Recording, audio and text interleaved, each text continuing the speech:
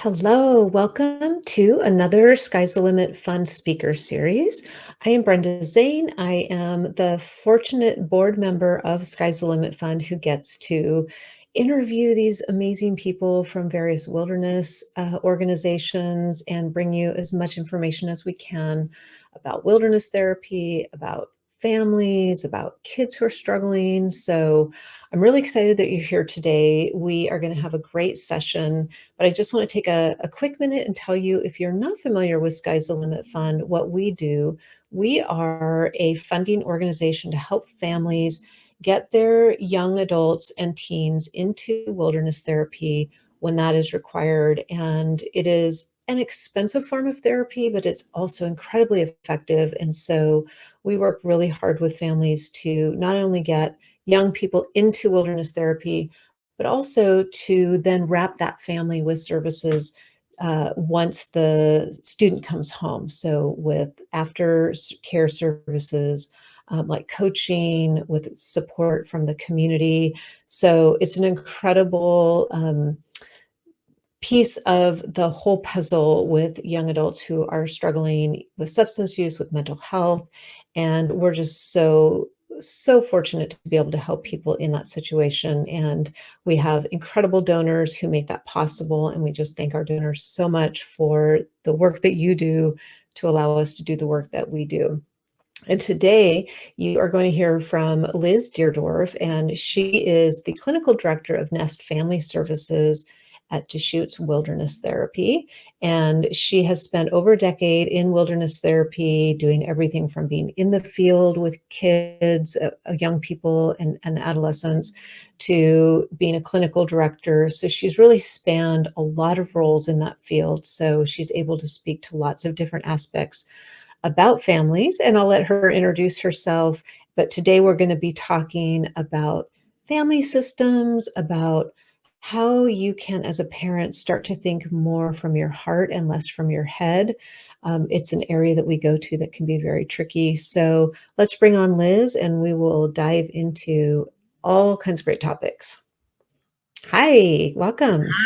Hi, Brenda. Thanks for having Don't me you here. Yes, don't you love the magic where you just poof, you show up I and here we do. are. It's great. Yeah, so why don't It's you just tell us a little bit about yourself, kind of how you got interested in wilderness therapy, and then also what you're doing today at Nest Family Services, and then we'll get into the juicy stuff. yeah, not a problem. I have been in wilderness. I've been with New Vision Wilderness, that now Deschutes out in Oregon. So I was in Wisconsin and Oregon, and stumbled upon it. Being from the Midwest, we don't really have much going on for wilderness therapy at all. And so it was a blessing for me that I stumbled on it and I fell in love. The power of the woods, being in there, getting dirty, learning alongside the students, and then also helping them grow was amazing. And I just never left. And my passion kind of just transformed to really wanting to help parents and families reconnect. And so that's what I do now and what I love to do with parent workshops and being able to do family intensives and parent coaching along the way. That's great. Yeah, it is. I think as parents, we can sometimes get so focused on, I've got to get my kids some help and we want to get them into the right program and get them, which is all wonderful. But as you know, there's so much work to be done at the family level. And so I'm really excited to talk to you about some of these topics about, really how can we be speaking from our hearts. As parents, we often just like read and read and read, and we listen to podcasts and we try to do so much skill building. And so I'd love to talk about sort of what you see happening with families and some of those dynamics um, when we're trying so hard to help our kids. Yeah. Well, so often our heart experiences pop us up into our head. And so what that does is I need to control a situation. I need to try and make sure everyone's okay.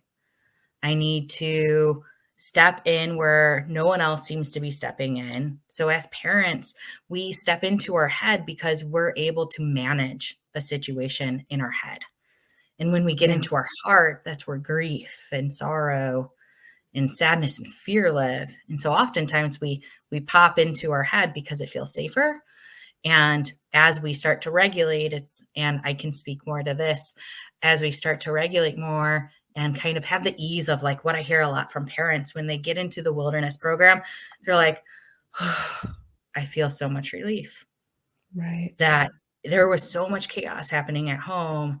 And now we're in a place and they're safe right now, at least for now, that we can rest a little bit. And that gives us an opportunity in this program and kind of doing our family work to drop back into the heart and understand that we Right. pop up and go between the two so often. Right. And I think just today we spend so much time in our heads at work and, as we're driving and we're navigating the world that we live in, we're really required to be in our heads and then to get into that softer, squishier place, like you said, can feel uncomfortable and there's grief there and there's hurt there, especially when it's Mhm. related to our kids. So how do you help families do that in a way that they can sort of move forward out of the place of being really stuck? Oh, that is more complex than what we have time to talk about. Right, But number one is how do you start to regulate and how do you start to drop into what is it that you're feeling? And usually, when I see families struggle to drop into that, it's when they're oftentimes making phone calls or really kind of, I don't know if like checking the weather and things like that that are out of our control. So, if we're noticing we're doing things that are out of our control, how do we recognize that and drop into our emotions to start to regulate? And so, how we can step into our heart is to bring awareness to what's happening in my heart. Am I really scared that they're not being taken care of? Am I really fearful? Is this going to work? Is this program going to work? Am I really angry? And underneath that anger is a lot of hurt and pain from what we experienced. How do we slow down to be able to identify what's going on inside of us? And then we can regulate that. And how we regulate that, I talk about it in a lot of different ways, like the beauty of taking a walk and kind of just taking some breaths, being able to manage our nervous system, in that we are doing different things to help slow us down and then start to become aware of what's happening inside of us. yeah, I've recently kind of read Emotional Agility, and I think Brene Brown has this really awesome book, Atlas of the Heart, coming out, which is all about identifying and connecting to what emotions am I feeling. In our culture, we actually don't connect much to the emotions that we're feeling, or we might stick to the six of them: happy, mad, right, sad, hurt, afraid, ashamed. And that's kind of what we're sticking to.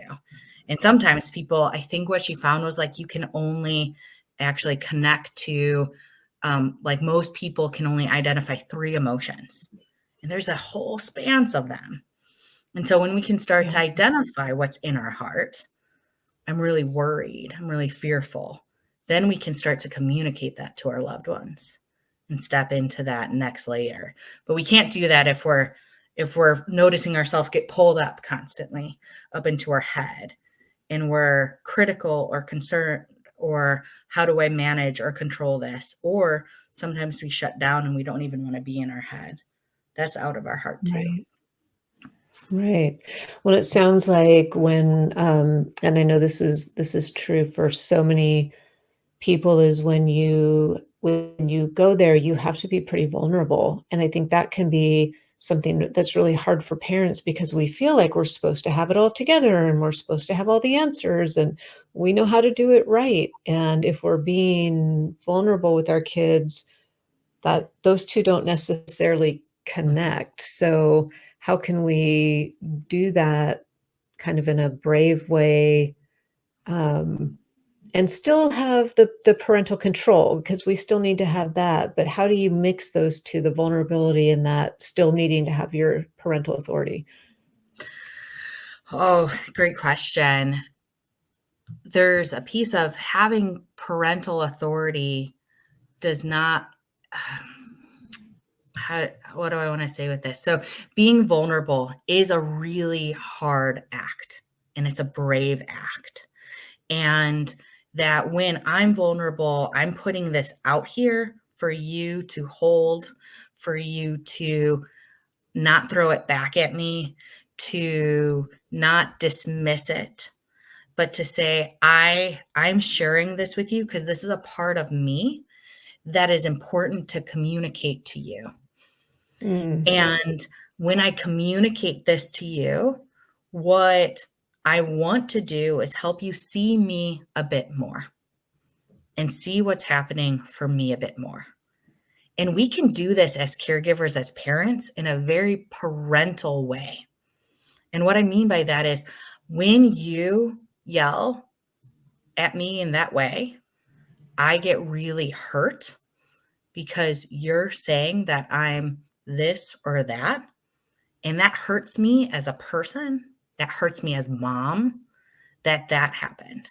And you're directly communicating when you're expressing and being vulnerable that that hurt me. Not saying you have the power in this, but I am a person in relationship with you. And I'm actually a really important person in relationship with you because I'm your mother or your right, father or your caretaker of whatever way. That I'm actually relying on one family systems that we want to have an order. And in that we have parents and then children and then grandchildren that I am relying and understanding that in families we need this hierarchy and that you saying that to me hurts. You doing that makes me so scared for you.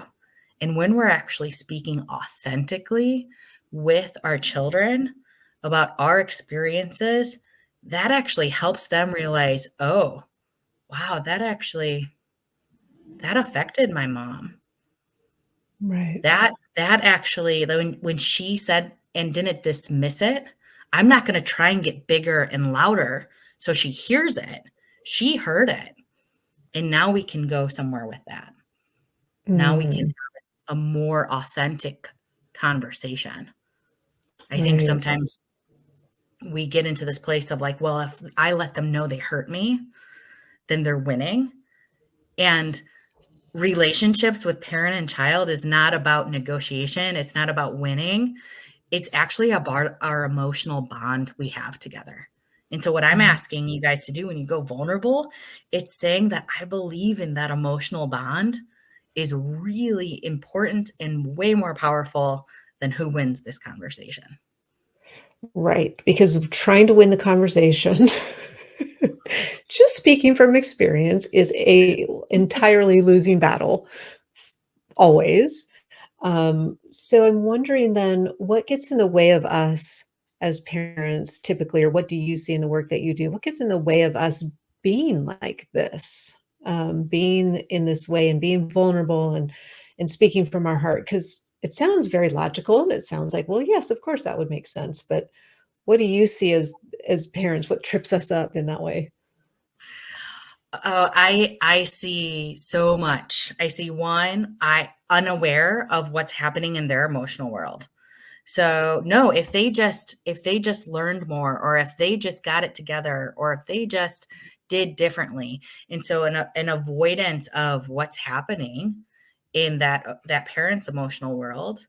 And I do a lot of generational work. So I'm looking at how was that parent parented? How was emotions communicated? And and how was it that you were seen and felt in your family? Well, was it because I was successful? And so if you're not being successful, if you're not getting your job done or managing that in from your parent, you're probably going to parent in that way of we need to make sure that we're handling things. And so sometimes just not having awareness of what's happening inside of us gets in the way because I don't know how to do that. And so I do know how to do this. I do know how to lecture. I do know how to step into action, but I don't know how to step into my emotional world. So a lot of Mm, stuff that we're going to be practicing when I'm stepping in is just connect to what emotion is underneath that. What emotion is underneath that thought? What happens there when you feel that emotion that's underneath that thought? And that's an easy practice to go, is this a thought or is this a feeling? How do we drop in there? A yeah, really big piece is that our trauma responses as a parent and when I say trauma, I think that's a big word that sometimes we can get thrown away around a lot, but we can say stress responses. Our stress responses of I want to withdraw, I want to run away from this, I'm uncomfortable with this sensation or feeling can get in the way. Our anger, which can then translate, if our anger translates into um, demands or criticism or judgments, when our emotional experience of that anger or frustration goes into more like the shoulds and the coulds and the woulds that you guys hear about, going into that place gets in the way. We can also, like, I don't want to like rock the boat. I'm not going to communicate what I'm feeling because I don't want to rock the boat. I'm going to walk on some eggshells. I'm going to not try and make waves. We would call that appeasement in the trauma language. I don't want to try and make anything or do anything right now. So I'm not going to communicate what's happening inside of me. yeah, And I've already mentioned this a couple of times, control. Like when I feel my emotions, I feel out of control. And so I'm going to go into doing things to control. So those are oftentimes reasons why we stay out of our heart and yeah. stay out of what's going on emotionally for us. And Right. yeah, I can, like I said, I can keep going.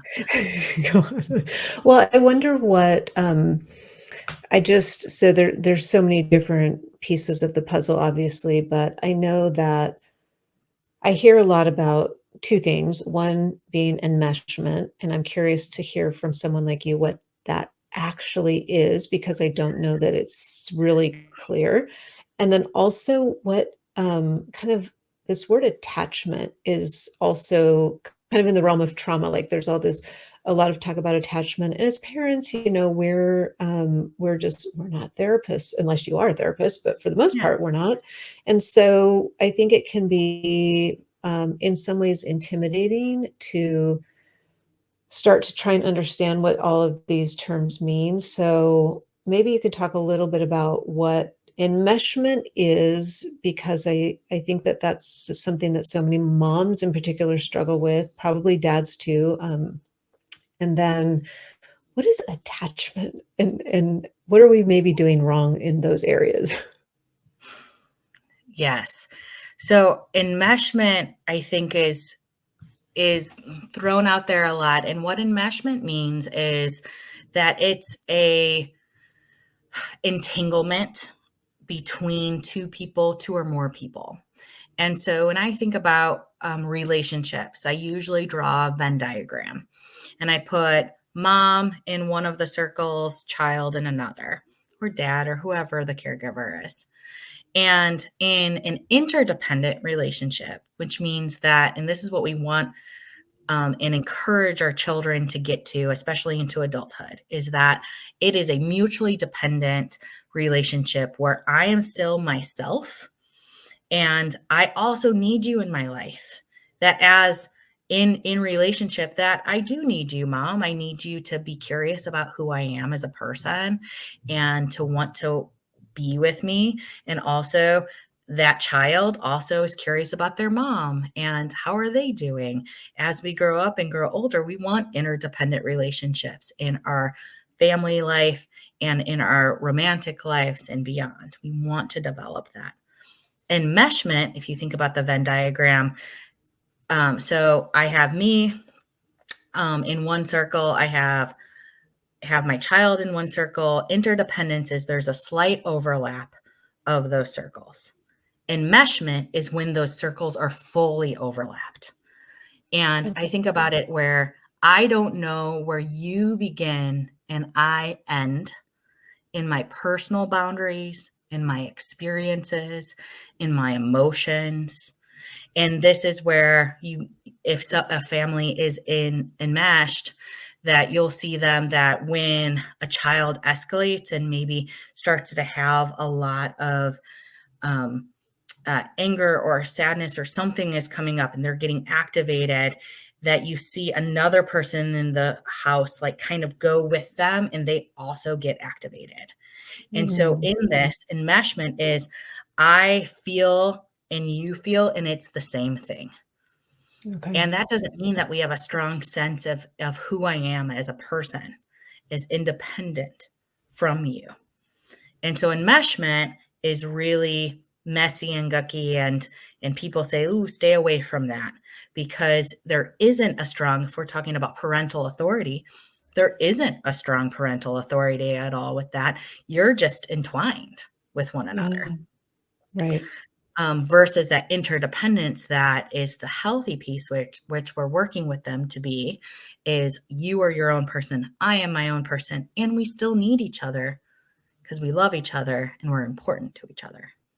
Right. That makes a lot of sense. I like your diagram example of, I think that's easy to remember, and then it would be very hard if you're in that situation. It would be hard to be able to speak from your heart, because if you're speaking from your heart, a lot of times the other person's not gonna necessarily agree, or there's gonna be some, it'll be true, but it might not be what they wanna hear, and it sounds like if you're enmeshed like that, then you're just gonna say what they wanna hear, or you're gonna be kind of mimicking each other if you're so, in each other's back pocket.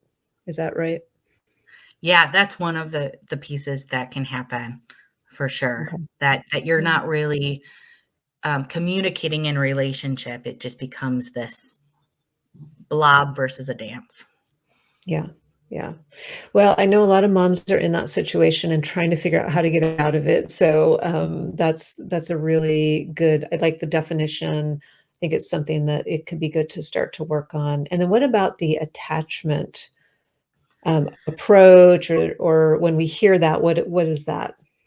Yeah. So when I think of attachment, I go back to Bowlby. I'm going to throw out a few more therapy words before I get to the parent That's okay. terms. So Bowlby, where he speaks about how we are all, when we are born, we are born with this ability to have attachment, and that is actually integral with surviving. We actually can bond. And so when I think of attachment, it's a bond with another human being.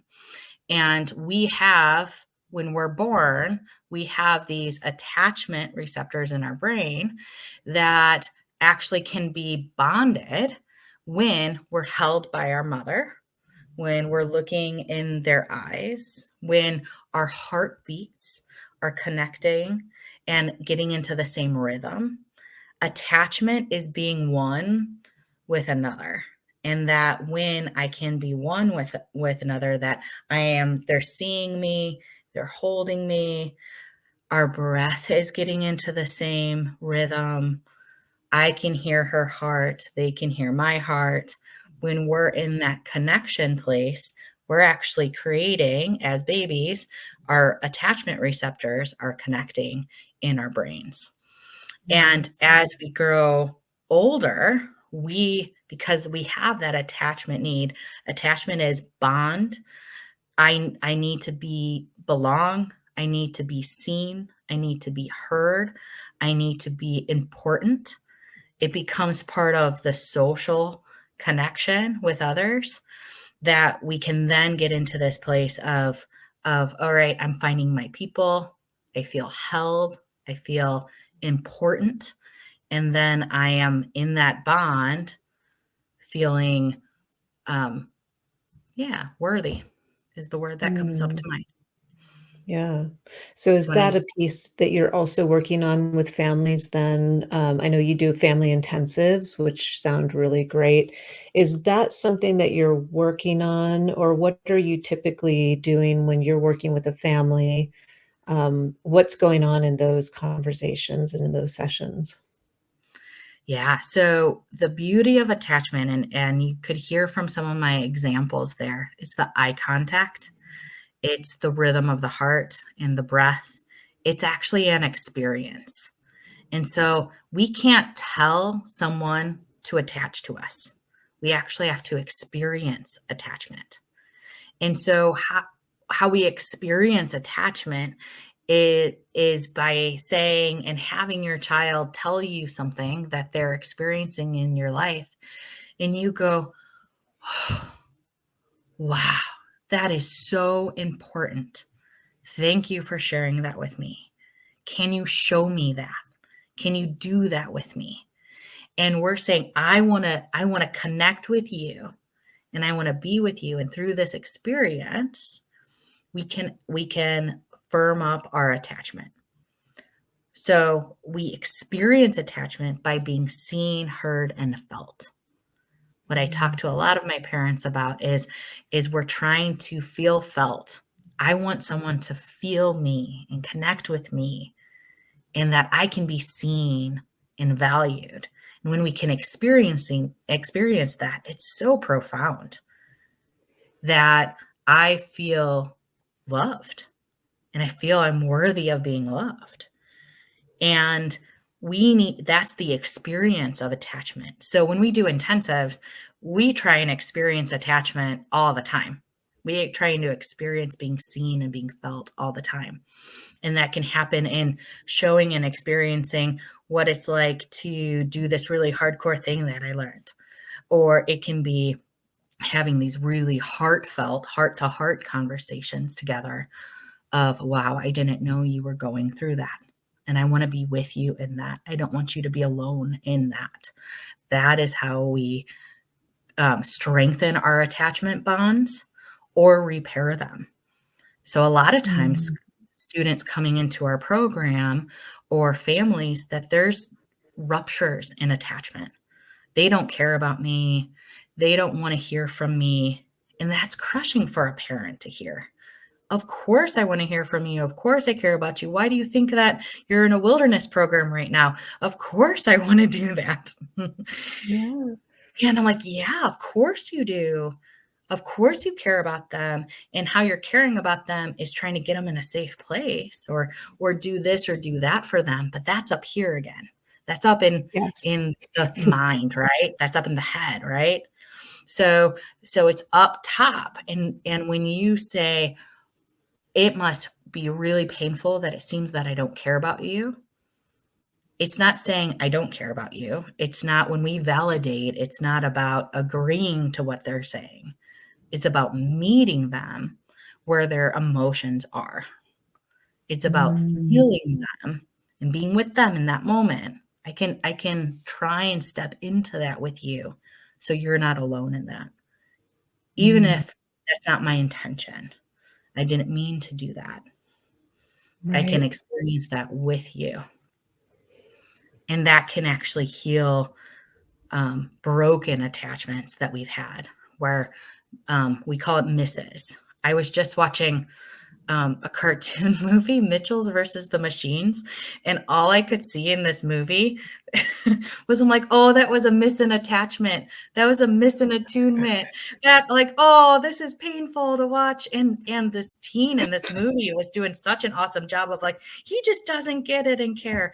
Anyway, I think someday I might just have to do a whole like, this is attachment, and this is, I'll train that with parents someday. Yes, yes. It's so I think what stuck in my mind when you were just talking was the difference of saying if your child says, "I can't believe you sent me to wilderness," or "I can't believe you're doing this, and you don't care, you don't love me," and I think the natural response that comes back is, "Of course I care, of course," and we defend, and "You were doing this, and you were doing that, and I had to do this," and then, versus then what you said was, "It must," and I'm gonna probably mess it up, you'll have to correct me, "It must feel really bad to feel like I don't care about you." You said it much more eloquently than I did, but basically you're saying back to them, "Wow, I'm sorry that you feel that way," instead of just coming at it from a very defensive standpoint.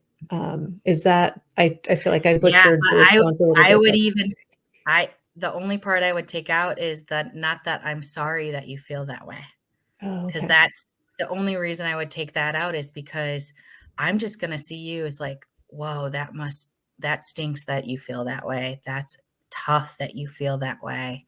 I'm sorry," kinda puts you in it Mm, versus meeting them where they are. Because a lot right. of times when I hear that, "I'm sorry you feel that way," it's actually can sound invalidating, like, "I can't feel this way, that's not okay to feel this way," and we just Yeah, wanna meet where they're feeling, but other than that, you yeah. did great. Okay.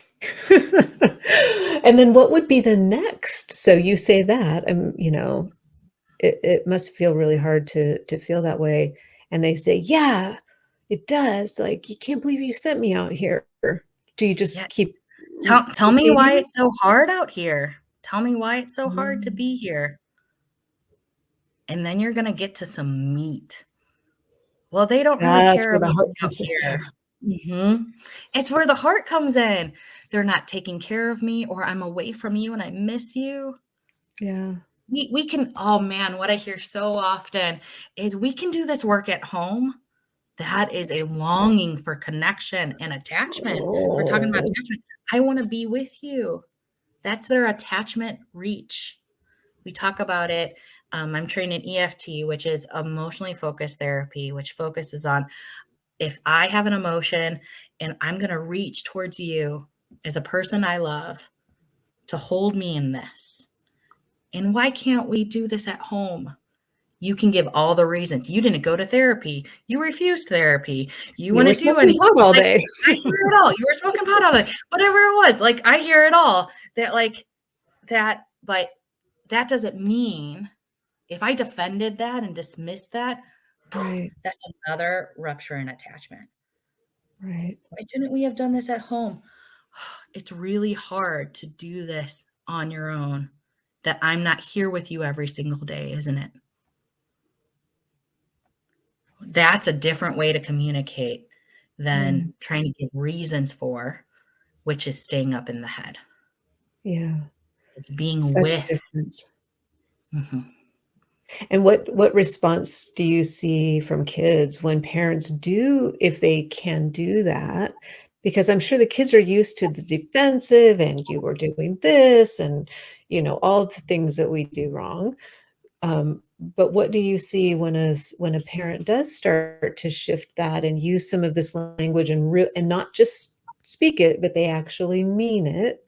What happens with the kids? Does it freak them out a little bit? Because I'm sure they're probably like, It can. "What's that?" Sometimes it feels inauthentic to them. You're just doing what the therapist said. Mm, And so, I've had that before, and then I'm like, See if you can do it in your own words, mom. Share with them what in your own words, what's going on for you." And then they do, and then they're like, "Oh, this is scary. I don't think I like this." So sometimes they do some behaviors to try and get away from it because they start to feel connected. But most of the time, it's not that. It's, I I mm, feel loved, I feel seen, I feel connected. You get it. Usually, there's a crying moment and then this beautiful embrace because we're feeling, and not only do are we speaking from the heart, we have our hearts come closer and be, like, with one another. It's this yeah, gorgeous moment of you're taking attunement to this next level of love and healing that happens. yeah.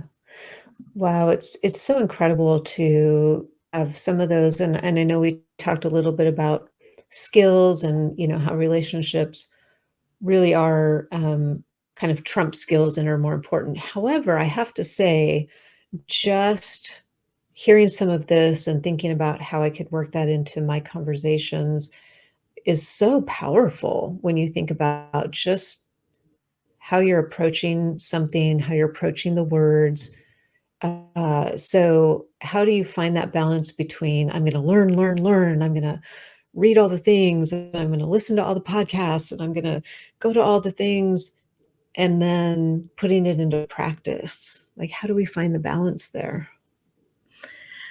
Yeah, that some of the pieces is finding the balance, is practicing what you're learning. If you're learning about connecting to emotions, then take some time after you listen to that podcast or read that book to really be practicing, okay, what's coming up for me every day? How do I understand this? And then share it. The best things that we can do and how we learn and really integrate what we're learning is by sharing it with others.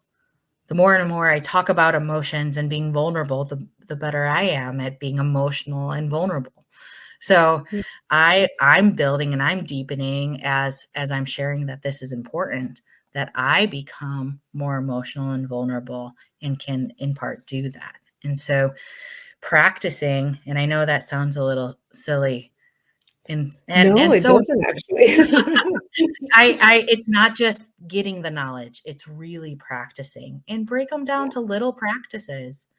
It's doing a daily journal about your emotions. It's sharing with your partner about what it was like when this happened in your relationship, and maybe that's your attachment reach that you're doing. I want to connect with you by sharing this part of me and what got really scary about that. So practicing and making sure that you're doing it in little doses, because we can't get it all right away. Right. Yeah. Well, and I like the fact that there's, places like, Deschutes and all the programs that you have, that you can do this with somebody, because I do think it's really hard to just listen to a podcast and then do it. I think you need a translator like you to help us figure those things out, and to be that kind of Switzerland between maybe, family members who are, not at peace with each other yet, to do that, and then we can go and try it on our own. But I do think it's incredibly helpful to have somebody be there and just help us through, because it's so emotional.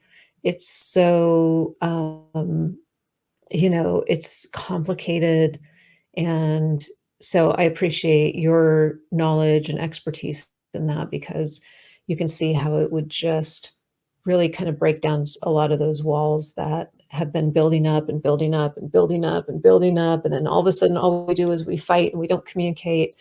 And just some skills like this can just really help. So thanks for sharing those with us. Yeah. I think one of the best part is remembering that we're all human. And when we can communicate on a human level, we're putting all our knowledge into action, communicating Yeah. in that human level. Mhm. Yes.